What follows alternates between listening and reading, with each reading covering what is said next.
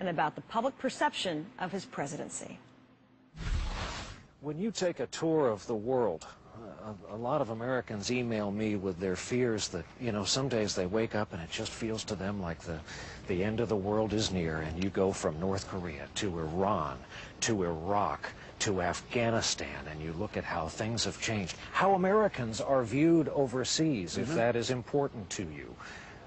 Do you have any moments of doubt that we fought the wrong war, that there's something wrong with the perception of America overseas? Well, those are two different questions. Did we fight the wrong war? And absolutely, I have no doubt. The war came to our shores. Remember that. We had a foreign policy that basically said, let's hope calm works. And we were attacked. But those weren't Iraqis. No, they weren't, no, I agree, they weren't Iraqis, nor did I ever say that Iraq ordered that attack, but they're a part of, Iraq is part of the struggle against the terrorists. Now, in terms of image, of course I worry about American image. We're great at TV, and yet we're getting crushed in the PR front. I personally do not believe Saddam Hussein picked up the phone and said to Al-Qaeda, attack America. The folks who say you should have asked for some sort of sacrifice from all of us after 9/11, do they have a case looking back on it? Americans are sacrificing. I mean, we are, you know, we pay a lot of taxes. The Americans sacrificed when they, you know, when the economy went in the tank. Americans sacrificed when, you know, air travel was disrupted. American taxpayers have paid a lot to help this nation recover. I think Americans have sacrificed. Mr. President, I know how much you love deep psychological examinations of yourself. While you were at Kennebunkport this last weekend, people talked about your relationship with your dad. People mentioned that former President Clinton has been a guest at Kennebunkport more often in the last few years than you have been. Yes. And there was a lot of speculation. Your spokesman, Tony Snow, recently all but said it's because of the way your father chose to end the first Gulf War that bin Laden saw weakness enough to strike the United States. Is there Trying to figure out where you're going here. Is there a palpable tension when you get together with the former president, who happens to be your father? A lot of the guys who work for him are not happy with the direction. No, listen, my relationship is adoring son. Do you talk shop? Sometimes, yeah, of course we do, but that's a really interesting question. I mean, it's kind of conspiracy theory at its most rampant. My dad means the world to me as a loving dad. He gave me the greatest gift a father can give a child, which is unconditional love. And yeah, we go out and kind of float around there trying to catch some fish and chat and talk, but he understands what it means to be president. He understands I oftentimes have information that he doesn't have. And he also understands how difficult the world is today. And I explain my strategy to him. I explain exactly what I just explained to you down there about how I view the current tensions.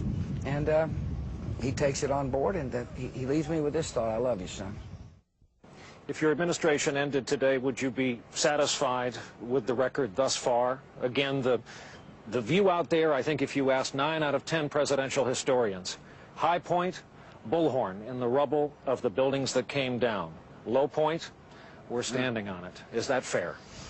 You know, first of all, there's no such thing as short-term history as far as I'm concerned.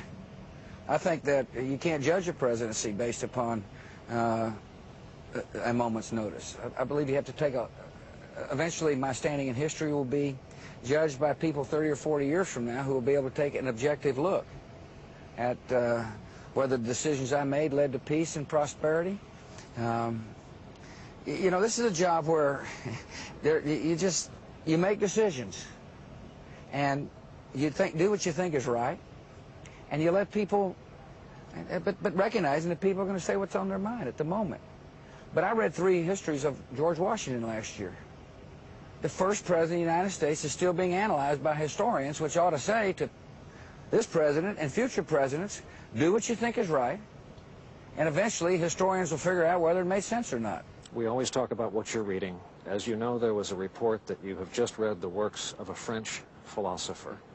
Can you tell us the backstory of Camus?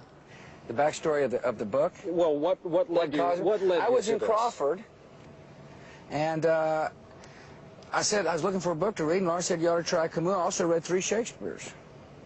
This is a change. You, Not just really. years ago, were Wait a reading The minute. Life Story of Joe DiMaggio by Richard Ben Kramer, Which if is a good memory book. serves. You've been on a Teddy Roosevelt reading kick. You and I reading- discussed the last I'm time we reading were about here. the Battle of New Orleans right now. I've got an eclectic reading list. And now Camus. Well, that was a couple of books ago. Let me look. The key for me is to keep expectations low. Is that what everyone doesn't get? I don't know, Brian, what they get or don't get. You know, my life. Here's the thing. I don't. But here's the thing. The great thing about the presidency is you're totally exposed, and people spend a lot of time, particularly if you're making decisions and hard decisions. People spend a lot of time not only analyzing decisions, they analyze the decision maker, and I understand that. But a president must never let him get off. Let that get him off track. Even if you're frustrated that we're getting something wrong. You have to do what you think. If we're getting something wrong, we change it. How have you been read wrong? Oh, I don't know about that wrong. I mean, I frankly don't pay that much attention to it. I don't want to hurt people's feelings about it. Still not watching television, huh? I watched a good baseball game. Brian Williams with the president. For continuing